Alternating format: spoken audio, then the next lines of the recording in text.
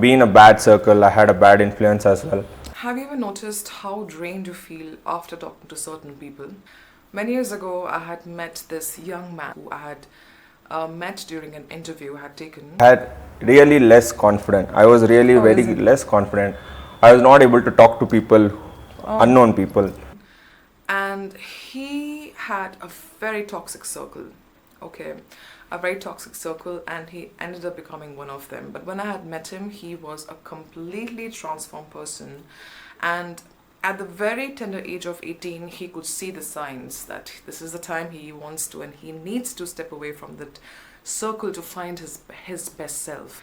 And he turned to fitness to transform, and today he's a man with a purpose, a completely changed person. Some mental issues as well, and and I could say that after this transformation, I'm like, You're a wow, different I'm person good. right Yeah, now. I'm a completely different person. No two people, we all are not born the same on this earth. It's very simple. If you are not aligned in terms of the vibration, the energy with the other person, you just cannot go along with each other. It's not possible. Your thoughts, your mindset, they're not aligning. See, it's very hard to find someone who's always aligning with you, but there are people, one to two to three maximum people in anybody's life who really can see you, the real potential you have. You cannot keep up in this world with everybody. That's not your job, first of all. You're not here to please everybody. You are here to protect your energy. You are here to actually meet you. The person who is waiting for you to discover you is the real you. And you only get to meet that person in solitude. You cannot meet your best potential unless you are in that toxic circle you are surrounded yourself with. You are a product of 5 people you surround yourself with, famously quoted by James Ron. So I'll tell you 4 kinds of characteristics you do need to stay away. Draw your boundaries for sure. Number 1, who constantly are encouraging your bad habits. Secondly, who are always complaining about things around them, even if the things are good with them. For example, it's beautiful weather, but they will try to figure out something negative about it and talk in a very negative manner. And I have first-hand experienced all these 4 characteristics, by the way, in many people. So even if the weather is good or this is good, they will try to complain about it. Number 3, who assume things about you without knowing you. Mark my point, without knowing you, they cook up stories about you. Number 4, someone who is not really happy with your success. Now, you understand with their behavior, with the way they speak with you. Like when I kickstarted my business, I was not even congratulated by some people who are really close to me. I'm not expecting from anybody. I don't expect things, to be honest, from anyone, be it even people who are close to me, because I'm not expecting. I just don't do that. I'm not that person. But then when you speak with them, you understand that they're not really liking it. They're not happy with your achievement, or even if you've done something, they just don't like it so much. That emotion in a human is very difficult to hide, and it comes out very easily. You'll understand this. Now, I have experienced all of this firsthand, but I'm going to give you one example. When I was growing up, I was constantly under the eyes which judged me more than they understood me, even for the way I looked, for the way I spoke, for the kind of ambitions I had, or kind of things I wanted to try in my life, in my career. And I was judged all along. But a very, very essentially, I remember one thing when I was starting my business, by the way, in COVID 2020 Feb. I had just left my job. I didn't know COVID was coming. It was such a hard time for me. I was struggling so bad. I didn't have rent to pay. Instead of supporting me in terms of congratulating me or asking me how am I doing, I'm not even expecting that. But then what happened, there was one particular person who said something which was that, hey, what is she doing? Is she doing something wrong, like drugs? Why is she still there? It's COVID, she should come back home. And so you see what happens when people don't know you, they misread your life. And that person, by the way, I had not met since many years. She doesn't even know me. She was just assuming things about me without knowing me. She had met me when I was very young, when I was in high school or college, like years and years ago.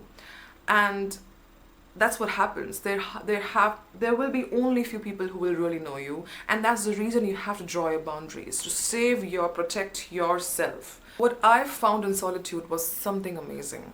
I was successful enough to keep my distance from people. I was successful enough in drawing boundaries from people who didn't really mean so well for me, or all these 4 characteristics I have faced firsthand, and I was successful. Like, you don't have to cut off. I'm not asking you to cut off, but you need to draw boundaries, especially if you are in that tender age of 17, 18 to 20, early 20s. That's the time when you are growing your life. You're making something out of yourself, and they can utilize your potential. And the earlier you understand, like Udit, one of my friends did earlier, who I'd met, the earlier he understood, his life changed completely. You have to see the signs. This is not for me. This is not what I am. If you become one of that, you're not one of them. You have to. So people ask me many a times, how do I discover what I'm supposed to do? You can only discover what you're supposed to do when you are in solitude for some time. In solitude, you are able to meet yourself, the person who is waiting for you to discover him, the person who's longing to meet you. Now, how do you say no to people and not be a people pleaser? I had just had an offer from one of the people who I really respect. We have a mutual understanding between each other, and she had offered me something for her brand. She has a brand, and she wanted me to do a reel or any content for her, and I didn't feel that I am a good fit for it, or it's a good fit for me, because my priorities, my vision does not align with it. And I need to do something which I really truly can align myself with, and it really means a lot to me. So I don't know how to say no. Trust me, I also struggle with it a lot. I still do. I don't know. Even if people I don't know, I still struggle with how do I say no to him. But now I've really learned. There are a few ways which I have seen which it has worked out for me. So the first thing you need to understand, that you have to be honest with your reason. Do not say, hey, I don't have time right now, I'm so sorry, I'm working on some things. That's the most, it is not a valid reason, because it first of all leaves the hope in the other person who's asking you, and she might ask you again after a month. Maybe you have time now. So don't leave that hope. Clarity in your words creates nothing but respect. The more clear you are, the more respect you will gain amongst each other. So I just said, hey, I appreciate your offer, but I don't think my priorities will align and will justify the message you want to convey. I don't think I can do it right now. I'm sorry. I just can't do it. So she knows I can't. She knows I won't do it now, and she'll not ask me again. I have not left her with that hope. I have not left her in the dark. Don't do that. Be honest with your reason and just say no. So I'm going to break down for you that how you can really say no without them feeling bad about it, without you feeling bad about it. Number 1, I appreciate your offer, but I really can't do it. This is the most common. But always appreciate when someone is offering you something, or someone is asking you. I appreciate it. I'm thankful for it, but I really can't do it. The other person will not feel bad about it, because at the end of the day, they're asking you. You mean something for them, and that's why they're asking you. Number 2, I'm like what I had told that person, that I appreciate it, but my priorities and it was an honest, valid reason. I would suggest you to just be honest with your reason. Appreciate it. Be grateful and thankful about what person is asking you, but then be honest about your reason, because it will create a lot of respect. You can also say, hey, that sounds great, but I don't have the bandwidth right now. So when you say no, your power comes back to you, but you have to understand that it's better to give a valid reason, so that there is a mutual understanding and respect being carried within you all.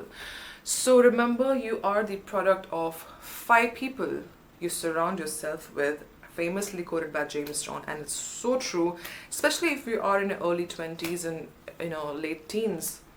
You might not realize it right now. You might be enjoying your weekend, which is good. You have to enjoy life, but remember, if you have to discover yourself, your real purpose, it's only in solitude you can meet your best potential. And only being along with people. Figure out someone who is genuinely wanting good for you, who is smarter than you maybe, who can help you, guide you throughout, who understand you. It's very hard to find people who really understand you. It's really hard. I have hardly like 1 to 2 people maximum who understand me to a very large extent. Figure out someone who really can understand you, align with your thoughts, your mindset, your conscious. That's when you see how your life will change. Enjoy your day. I hope you enjoyed the video. I'll see you soon in the next video. Till then.